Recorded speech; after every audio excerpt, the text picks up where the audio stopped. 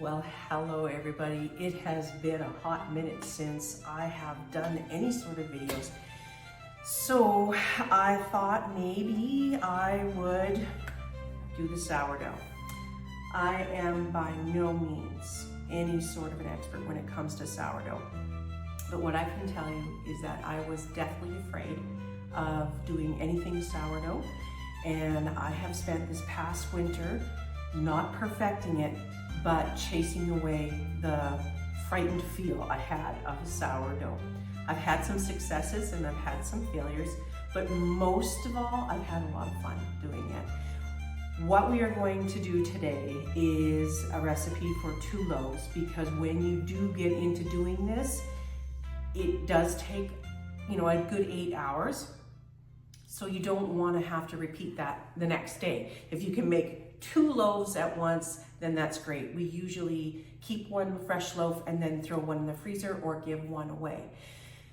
So here we go, sourdough at Stonehaven Shorts.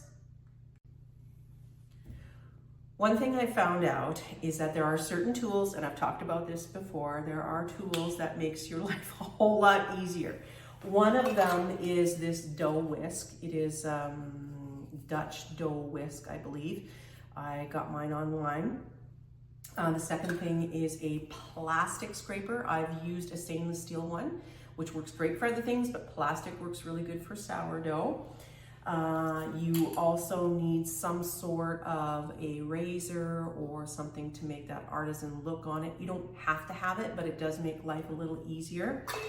You absolutely need a scale, and don't worry, you don't have to be Matthew Matherton. I am not Matthew Matherton, but you do need a scale. The other thing that works really well are the Benetton baskets, and you can get them in many different shapes and sizes, but usually the round or the oval will work the best. Do yourself a favor and get some rice flour from the grocery store so that you can line it with rice flour. And, well, not line it, but put enough in there so that your sourdough isn't going to stick when you come out. You can keep the linen covers in there, or you can take them off and then you'd have that nice pattern on your loaf. I tend to keep the linens on because I like to score my own pattern on there. The next thing you're going to need is a big enough bowl for 2 loaves. So we are using 1,000 grams of flour, so it has to be a nice amount. But other than that, you're just needing warm water, your starter. I'll go and grab my starter. Flour and salt. Those are your ingredients. Now make sure that you have a spatula. And I would also say grab some cooking gloves or latex gloves.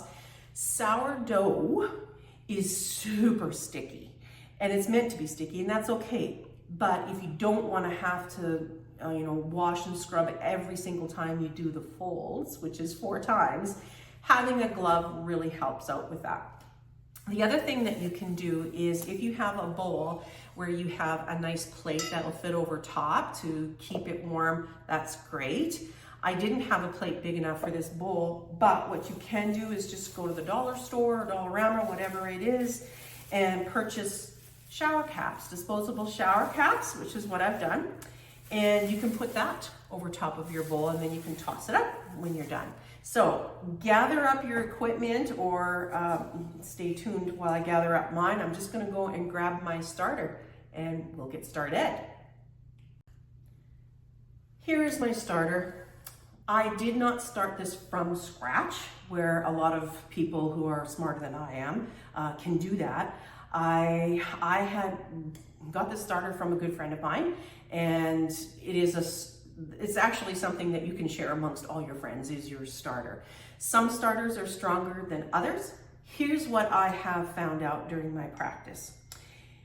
Don't be a slave to your starter. That's the first thing. Yes, it does need to be fed, but it only needs to be fed when you are preparing to make those loaves. You don't make a loaf all the time. You might not have an 8-hour window in your day, so don't worry about it. If you cannot feed your starter, put it in the fridge. It is good. Literally, this I just fed it last night, and I'll tell you what feeding means, but I fed it last night, and it had been in my fridge since last June, and it's April. And that's how wonderful it did. You'll see the elastic band around here. That's where, when I fed it, that's where it was. Okay, it was right about there. Overnight, it's doubled in size. It is very active starter. You want to see bubbles. Mine is a little bit darker because I have found that feeding dark rye flour to your starter, for me anyways, works the best. It is what really gets it bubbly and eating. Feeding a starter means that you are feeding it water and feeding it a flour, so that I'm not going to call it bacteria, but maybe that's what it is. Whatever's in there has something to eat, and it bubbles and it creates its own yeast per se. So I don't want to take up too much time on that. I just want to get this moving so that you can see, and I'll talk more about starter as I move along. The first thing is, of course, you're going to need a scale. So we are going to start with, we need 250 grams of starter. And again, I'm making 2 loaves, remember that. So you don't always need this much starter, but I'm making 2. Now, this bowl I absolutely love, got it at a thrift store. Those of you who know me know I love dishes. And it works really well for me for doing folds. It's very heavy, and it does kind of overshadow my scale a little bit, but I can still read it. So once my scale is turned on, let's not freak it out by adding so much weight. Then I'm gonna add that, and then I'm zeroing out my scale. You have to zero out your scale, otherwise you gotta be good at math, and I'm not good at math. So the first thing we want is 250 grams of starter. So I am just going to pull this starter out. It's lovely, it's very sour smelling, which is great, and super bubbly, and I'm going to stop when I get to 250 grams. And it really, 250 grams is not a lot. Yeah, so I'm at 190, and I'm at 220, there we go, 250. Okay, now you can see that there is, let me get closer, a lot of starter left in there. That's okay. There's a million recipes to use discard. It's called discard because usually you will now start your next cycle by taking out about 50 grams or 100 grams of this, feeding it with your water and your flour, and then discarding the rest. And the reason that you discard is because you want it to have that fresh chemicals in it, and also because you'll end up with 500 pounds of starter if you don't start getting rid of some. But if you're like me, it does pain me to throw food away, so I do always look for recipes on what to use with discard, and I think I've done one for tortillas, so you can look at that in the playlist. All right, so we have 250 grams of starter. Now we're going to zero that out on our scale, and we're going to add 725 grams of warm water. I'll post the recipe later, but 725 grams of warm water. You don't want it hot because you don't want to kill the yeasty stuff that's going on, but you want it warm enough so that it's going to create some rise. So 725 grams.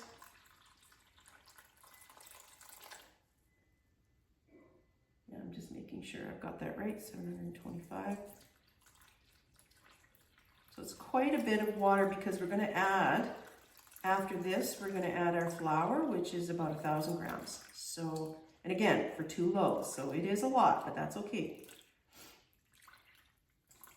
Oops, I got about 800 grams. That's not good. So I am just going to scoop a little bit of this out.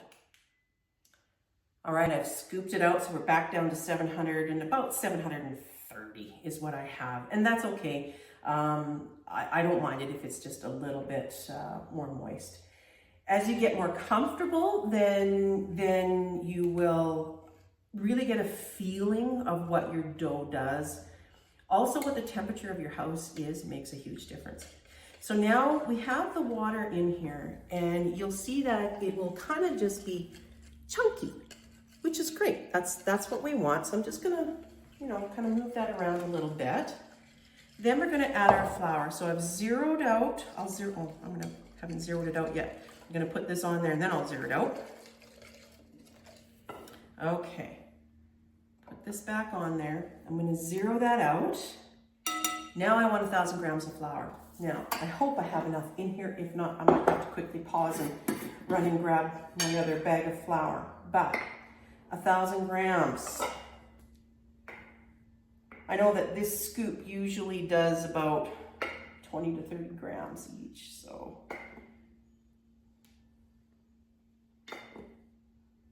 And the flour that I'm using, although I've used different kinds, it is all white flour, unbleached, all-purpose flour.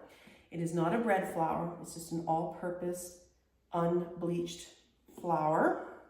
Okay, so I have about 500 grams there.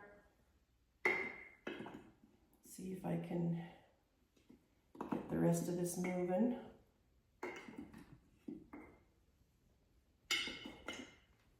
700, 820. Wow, wouldn't that be cool if I just got a perfect amount? I don't think so. I'm gonna have to go and borrow some. Oh my gosh, 910 grams, 912 grams. Okay, I'm just gonna put this on pause. I'm gonna go and grab a little bit more flour. 1,000 grams of flour has been added. We have a little bit more to add of salt. Now, I add my salt right away. Some people say wait and add your salt after about 20 or 30 minutes. That's all great, fine, and wonderful, but I found it really doesn't make a difference. So I'm gonna go ahead, zero this out, and I'm gonna add 25 grams of salt. Again, 25 grams of salt, 2 loaves. So don't panic that it's too much salt. And yes, my scale is that sensitive. It will catch. I'm at 10 grams, 18, 19, 23 grams. So I'll just add a wee bit more, maybe just a little bit for love. Oh, not happy with that, not happy with that. There we go, 25 grams of salt. Now, I'm done with the scale. Move that out of the way. Grab my handy dandy Danish whisk. I think it's called a Danish whisk. And we're going to mix that up.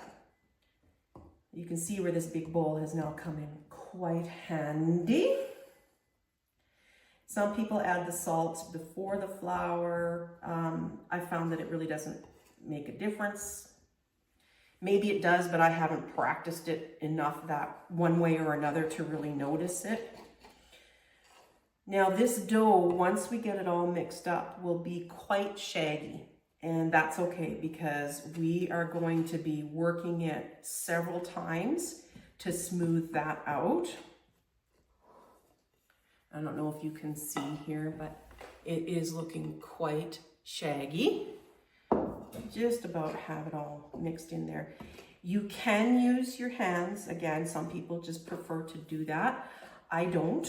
I prefer to use the whisk. And I guess what's interesting about this whisk in its makeup is that the dough really just falls right out of it after you have finished the mixing. And again, because sourdough is quite sticky, you want to make sure you're getting as much from the side of your bowl so that you don't get the dried little crusties on there while you're working. You want to have it nice and clean. Yeah, it's starting to come together quite nicely right now. And it's looking very shaggy, but it's mixing up nicely. It's not overly moist, it's certainly not dry. And for the first rest, you know, it's totally fine. So we're gonna let it stand for about an hour before we start our stretching folds. Okay, so, and again, time this throughout your day. I have a recipe, this recipe for 2 loaves when I have a little bit more time, but I also have a recipe for just a single loaf for when you're working full time. And you have the option to, it's called autolyse, I don't know if I'm pronouncing it right, but basically rest it in your fridge overnight and bake it in the morning. Or you can rest it in your fridge until the next day when you get home from work. So here we are, and you can see where this whisk, I only have just a few little bibble bobbles in there, but otherwise it's come all out. So now we're gonna rest this for an hour, and I'm using a handy dandy shower cap. Again, if you have a plate, go ahead and use that. Now, because my bowl was a little bit bigger than the shower cap, I had to break the elastic a little bit, but I just put this over top, this little butterfly clip.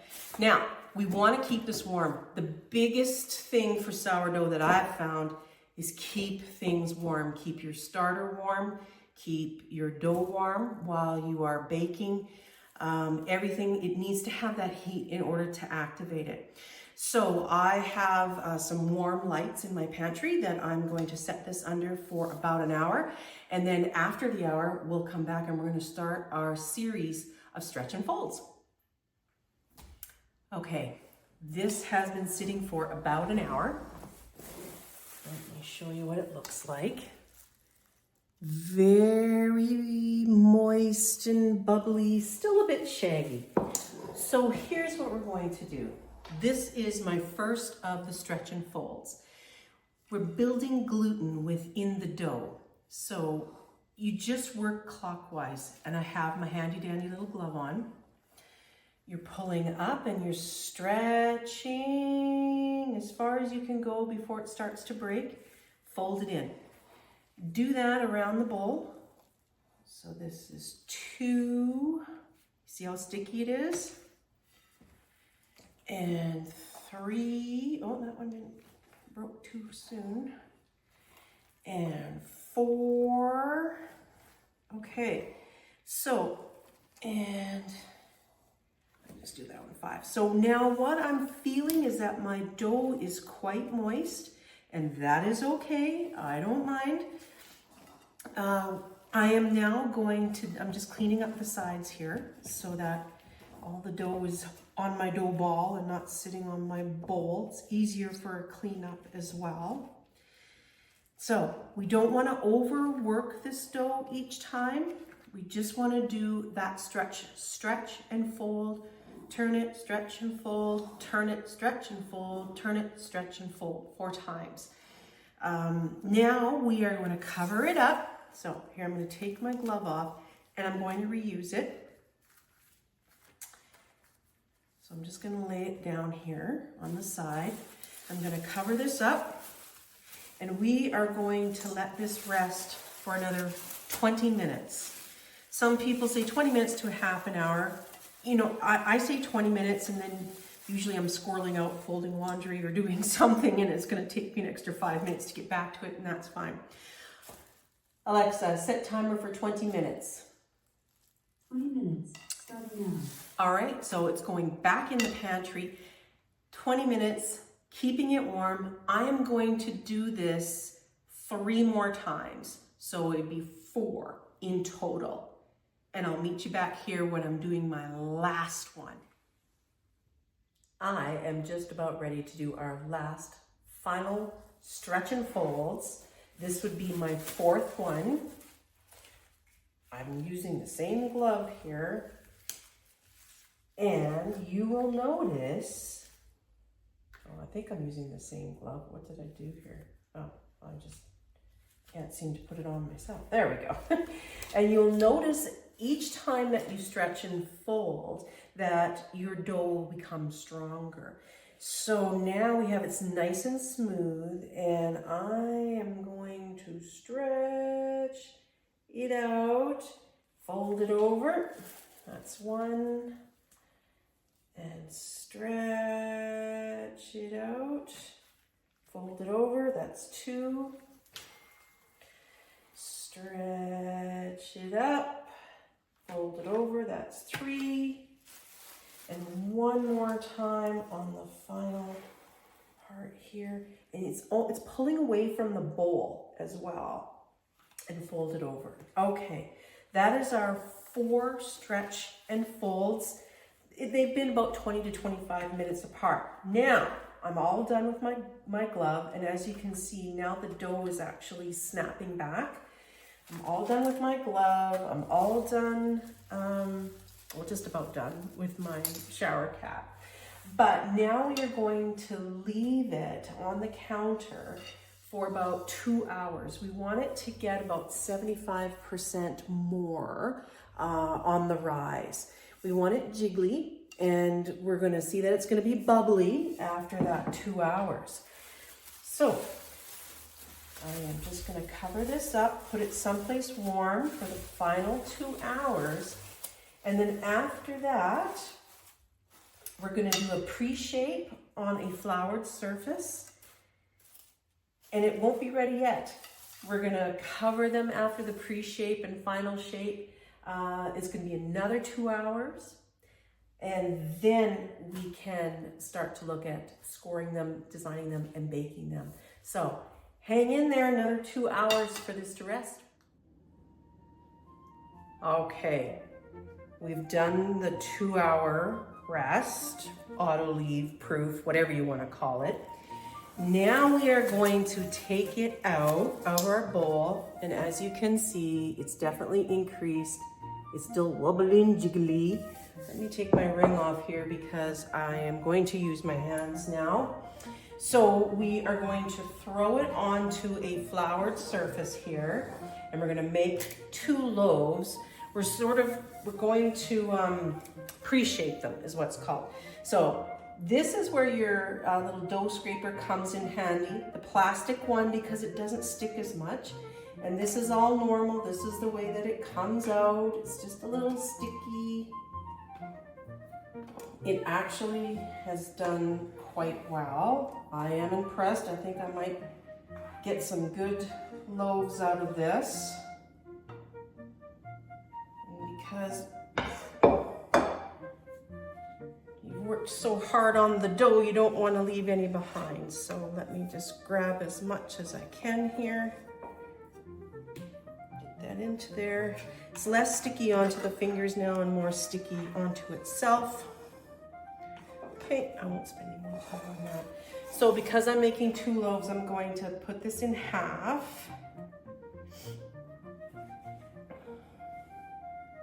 And by pre-shaping, so we're gonna pre-shape it, and then we're gonna rest it again for another 2 hours. Now, remember my Banneton baskets, I have one that's round and one that's oval, so I'm gonna be making 2 different shapes. One that's rounded, one that's oval, imagine that. Okay, now the floured surface is here because it is still a sticky dough, so you can work in just a little bit more of that flour. Everybody shapes dough differently. You can watch many videos on it. I will do the round one first. And for me, you don't want to overwork this dough and you don't want to add too much flour into it. So just remember that as a general rule. And I just bring it up and stretch it. The more you stretch, the more airy, light it will be. And just kind of fold it into itself. And then when I have it like this, if you're making buns, I get rid of a lot of the flour because now I want to use my countertop as I pull it in. I roll and pull into itself. Roll and pull in. Roll and pull in. And as I'm doing that, I can actually see some air bubbles on here. Okay, so that's my first pre-shape. I'm not going to overwork that. The next one, let me get some of these out of the way, is going to be a loaf style. And you can, I know some people braid their loaves and whatnot. I clearly I'm not that talented. But I just, stretch and fold again into itself. Stretch and fold onto itself. into itself. And again, this is just a pre-shape, so it doesn't have to be perfect, but now you can see I'm making it into a loaf. And again, using the counter and not too much flour. Scrape that flour back. And just pinch it and fold it and just do the best you can, because it is going to rise again for a little bit. Now, because we're gonna rest this on the counter for 2 hours, not 2 hours, we're gonna rest it for 20 minutes. Then we're gonna do the final shape and rest for 2 hours. So I'm going to try and get them close together so that I can cover them with the same handy dandy shower cap that's already nice and moist. Just to make sure, you know, if you have dogs around, you're not gonna get dog hair on it or whatever. And it may stick a little bit, but I'm just gonna do that. We're gonna leave that for 20 minutes, come back, do the final shape, and then we'll wait for 2 hours. We're just about there, folks. The 20 minutes are up.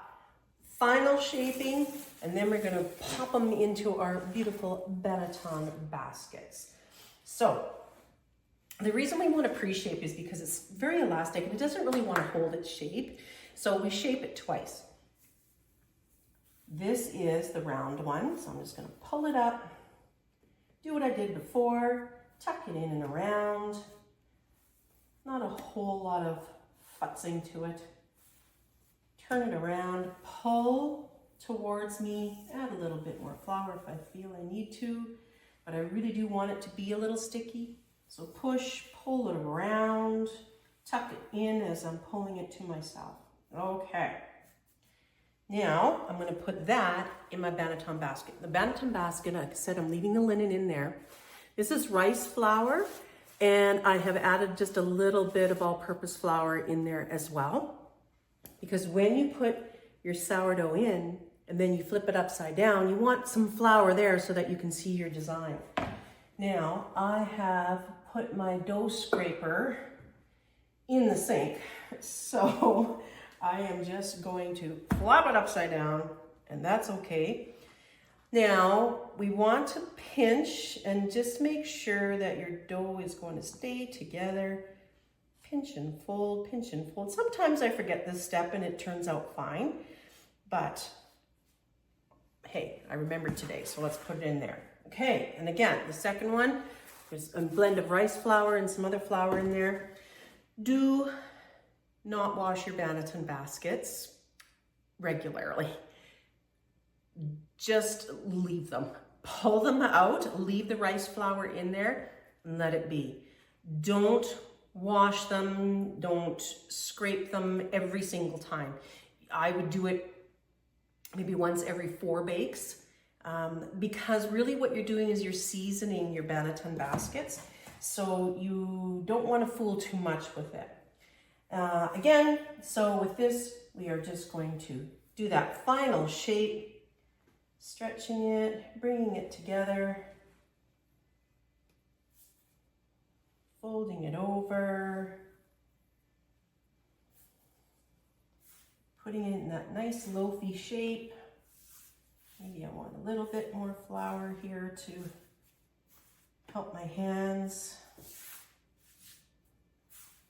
Okay, and then I'm going to pick it up. If I had a dough scraper, I would use the scraper. Put it into the basket. And again, pinch to make sure everything is well.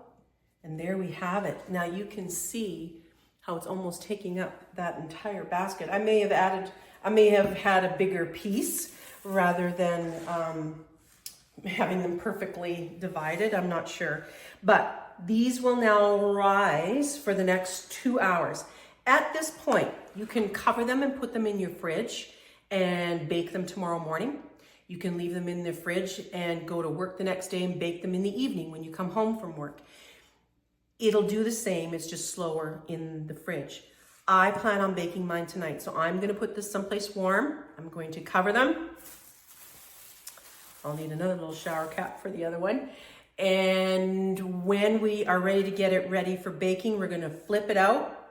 We're gonna put a design on it, Then we're gonna get it in the oven. So another 2 hours and we're gonna see some serious sourdough. It has been another 2 hours and this is our final step, everybody. As you can see, the loaf size one has risen quite nice and the brulee or boule, I guess, has risen as well. So I've laid out 2 waxed papers and they have, or sorry, not wax paper, parchment paper. Make sure it's parchment paper and not wax paper. I thought I could cheap out when I didn't have any and used wax paper, and it was quite a smoke show, so don't do that. You're preheating your oven to about 475 to 500. It is a very hot oven. Some people preheat their Dutch oven and some people don't. I have done it both ways. If I have the time, I will preheat the Dutch oven, which is what I'm doing right now. I have the base of the Dutch oven in the oven preheating. And for my loaf pan, I'm not preheating that because I have a dark loaf pan and it's thinner, so I feel like it's going to be okay. Now for the loaf pan and for the Dutch oven, you want to have a lid on it because you want to trap that heat and humidity and make sure it really does that quick rise. Because I don't have a lid, and most people don't for their loaf pans, I just use another loaf pan that fits on quite nicely. So let's get started. Let's get this loaf dumped out onto the parchment paper and see how lovely it comes out of the Banneton baskets, especially with that linen. I'm gonna grab my trusty scoring tool, and it's up to you on what designs that you want to make. For me, for the loaf one, actually for both of these, I'm gonna do just very simple. I am just going to score it. The biggest thing with scoring is that you wanna make sure you go deep enough. If you don't go deep enough, it doesn't give the dough a chance to, what's the word I'm looking for? Release and expand. It ends up tearing, or it just doesn't, it just bubbles and it doesn't do anything. It's called an ear when it gets a nice ear when it kind of lifts up. So I'm making sure I'm nice and deep. Don't be shy with the razor. Oh, you know what? I could probably even use a new razor. Okay, so that I feel is a nice deep cut. And since I've done that, it's kind of one bleh. So I'm lifting it up, putting it in the loaf pan, making sure that the loaf, or the wax paper is nicely spread out. Okay, now even though you can't really see the line in there because it's squished together, it will pop open. Some people put an ice cube in here to give some extra humidity. I have tried that and I found it just got a soggy spot and didn't really do much. So I don't really feel like I need to do that. That is ready to go into the oven. Now I'm gonna go and grab my Dutch oven that's preheated out of the oven. And you know what? I won't walk through that with you. And then I'll bring it back here and we'll put the boule one in. Very, very hot. I have quite, it's black on the inside on this Dutch oven. So it just depends on where the rack is in your oven. Make sure it's, you know, about medium. Don't have it at the very bottom.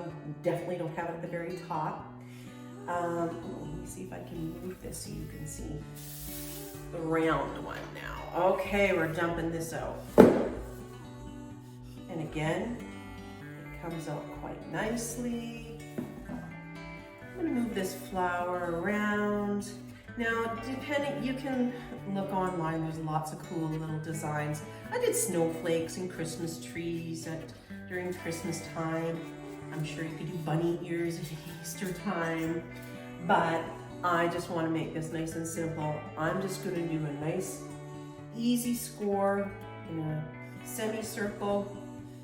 Again, making sure that it's nice and deep so that it gets that nice ear.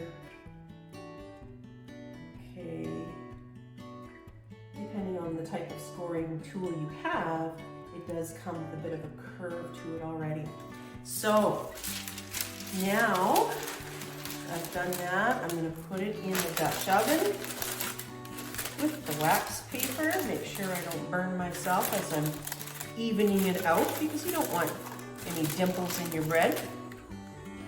I'm going to put the lid on that. And it's going in that 475 oven for about 25 minutes with the lid on.